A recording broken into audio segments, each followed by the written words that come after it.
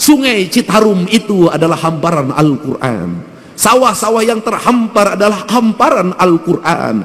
Matahari adalah hamparan Al-Quran. Bulan adalah hamparan Al-Quran. Bintang adalah hamparan Al-Quran. Seluruh yang ada, makrokosmos dan mikrokosmos adalah hamparan Al-Quran. Dan semuanya mereka bertasbih kepada Allah, yang dalam setiap waktu dia berucap subhanallah walhamdulillah wala ilaha illallah. Kalau sudah seperti itu, maka surau-surau itu menjadi lentera penggerak. Kalau sudah seperti itu, maka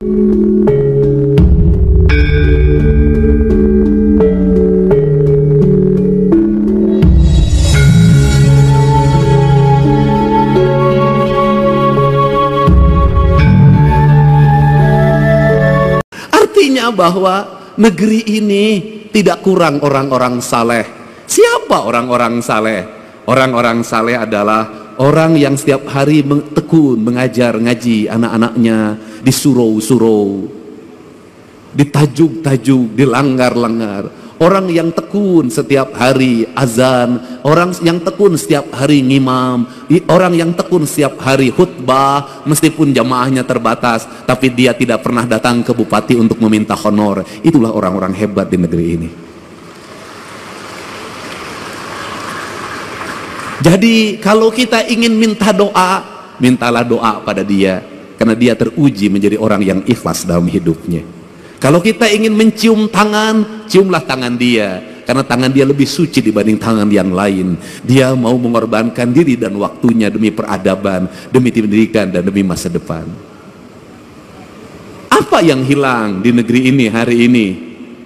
Yang hilang bukan orang yang hanya tartil baca Quran, tetapi yang hilang adalah tradisi mengaji. Seiring dengan pertumbuhan waktu, maka tumbuhlah di Indonesia modernisasi Al-Quran dengan metodologi pendekatan Iqra. Cara cepat menghafal Al-Quran, cara cepat membaca Al-Quran, prosesnya ditinggalkan.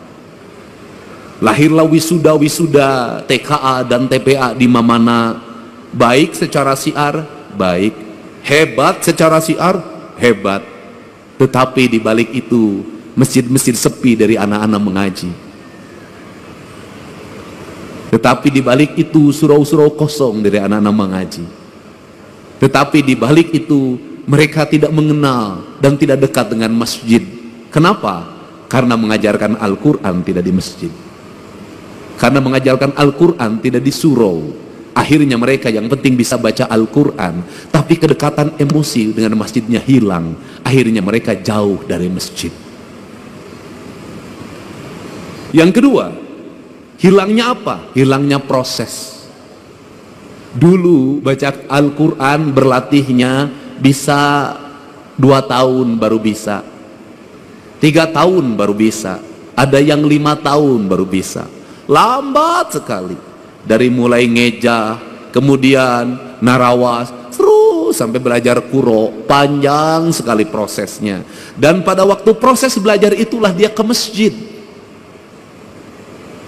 Dari proses itulah masuk perjalanan spiritualitas, kedekatan guru dengan murid, berlatih membaca Al-Quran, kemudian ada tingkatannya, ada yang levelnya pertama diajar pada level kedua diajar pada level yang ketiga, level ketiga diajar pada level yang keempat. Maka waktu maghrib yang kurang lebih 1 jam itu efektif untuk membangun 3 generasi. Generasi ngeja, generasi narawas, generasi yang kemudian belajar kuro, dan generasi yang lebih tinggi dari itu. Prosesnya berjalan, maka anak-anak tidak lepas dari masjidnya. Kemudian gurunya bukan hanya mengajarkan Al-Qur'annya, gurunya mulai mengajarkan makna. Maka anak-anaknya dilatihlah belajar puasa, belajar tirakat. Maka Al-Quran identik dengan pembelajaran tirakat, pembelajaran puasa. Kemudian pembelajaran tirakat itu apa yang dilahirkan?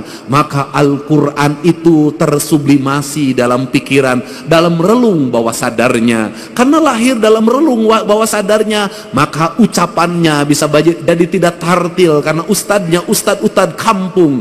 Tetapi ingat, dalam ucapan yang tidak tartil itu lahir makna keikhlasan, karena dia bersenyawa dalam jiwa yang bersih. Jiwa yang bersih itu celik putih, cerak herang, cang bulan 14 jalan gede sasapuan, tegenek temalek balumbang timur narawangan. Apa yang terjadi? Ucapan-ucapan dari ayat Al-Qur'annya saciduh metu saucap nyata. Maka doa-doa pendeknya menjadi doa-doa yang sampai tembus ke langit-langit ilahiyah. Doa-doa pendeknya menembus batas, menembus pandang.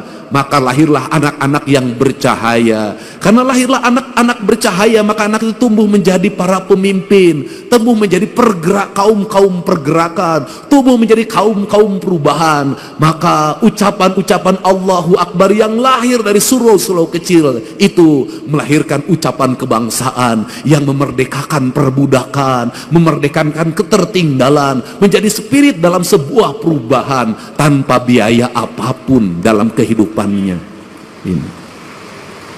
Maka berhati-hatilah ketika siar sudah begitu besar, ketika anggaran semakin membesar, bahkan jadi anggarannya sangat besar. Ada dua sisi mata pedang.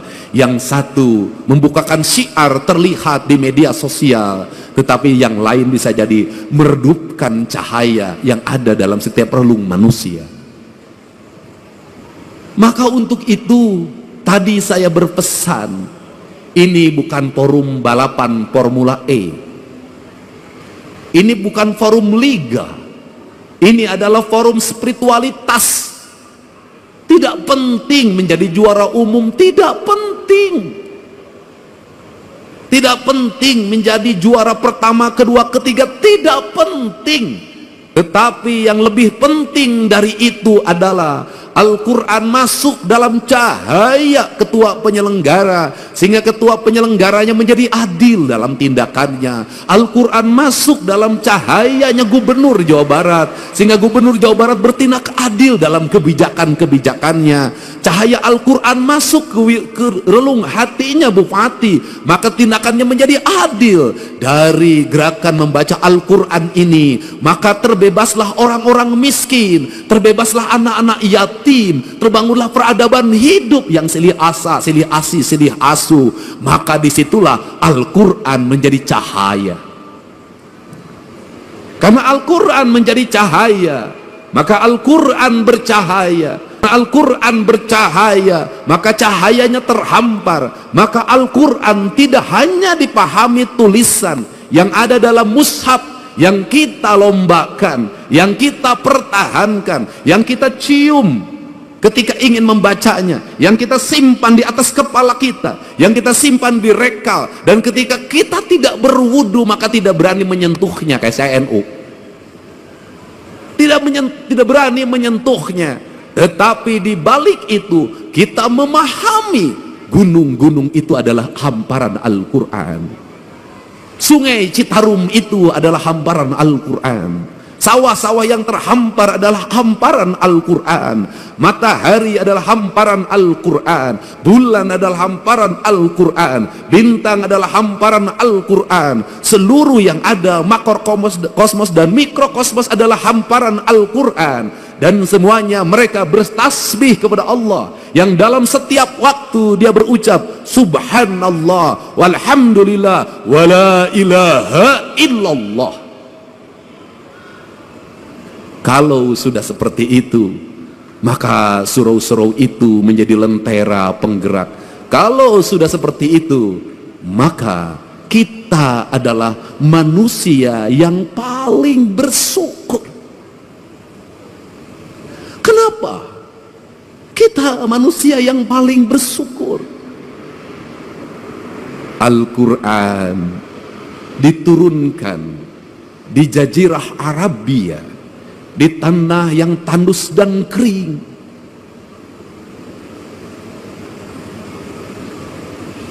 di mana orang mengalami kesulitan untuk mendapatkan air.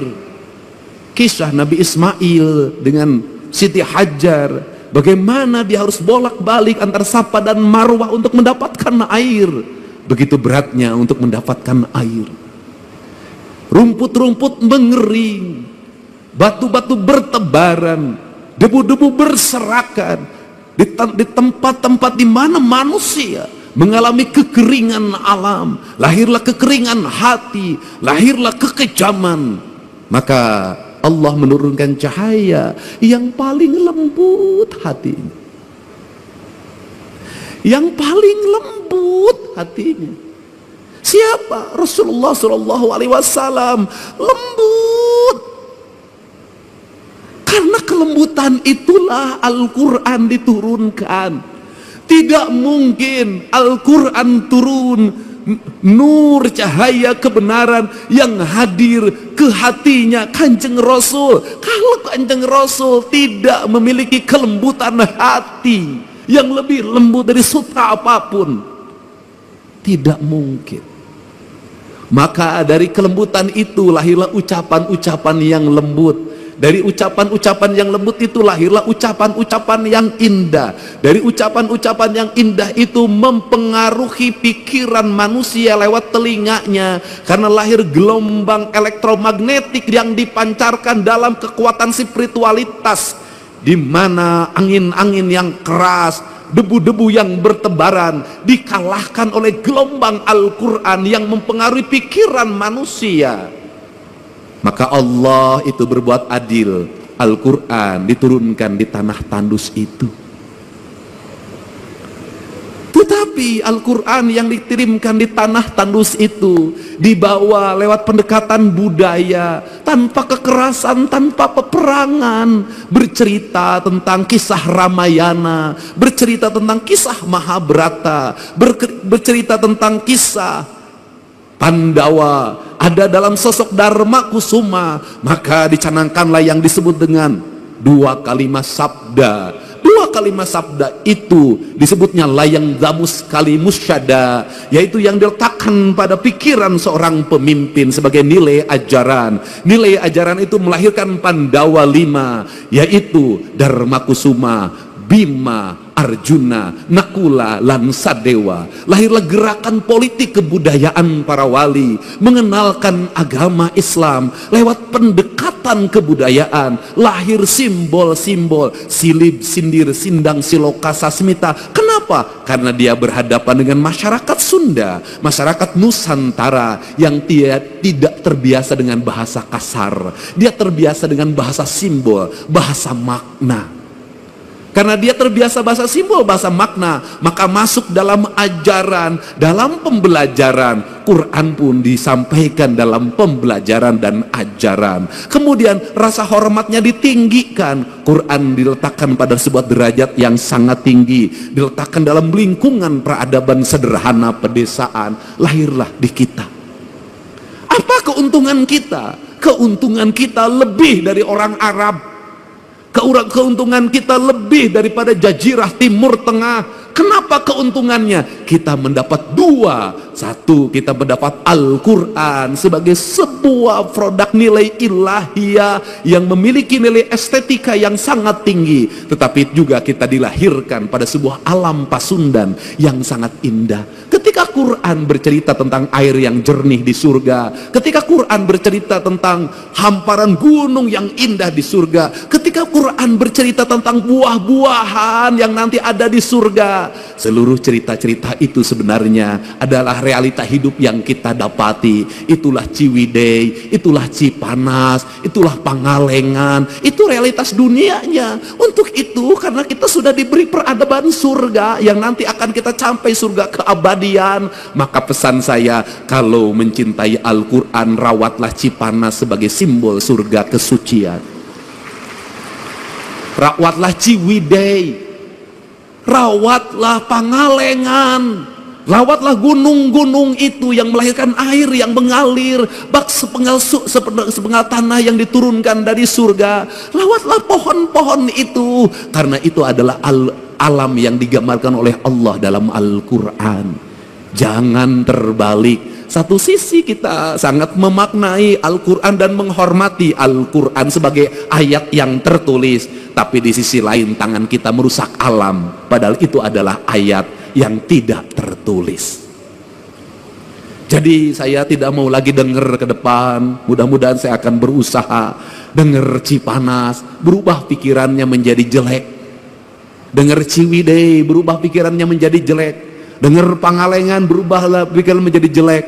Saya ingin ketika mendengar itu, maka denyut nadi kita berkata, ya Allah, ku dapatkan surga di tanah Sunda. Suatu saat surga itu tetap akan terjaga sampai aku bertemu denganmu di alam surga keabadian.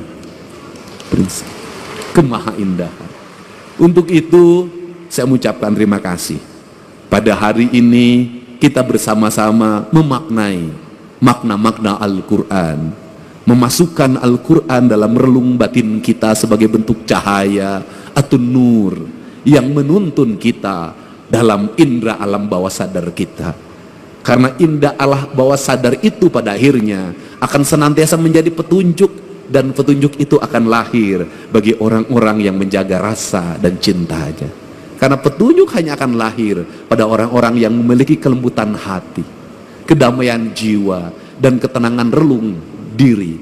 Maka peliharalah Al-Quran, simpanlah dia di relung hati kita, dalam isi denyut jantung kita, sehingga hidup kita senantiasa mendapat petunjuk. Dengan kalimat kata orang Sunda, memahami Allah dalam orang Sunda, pahamilah dari sisi Rahman dan Rahimnya saja sudah cukup. Insya Allah akan hidup tenang, tentram, dan bahagia.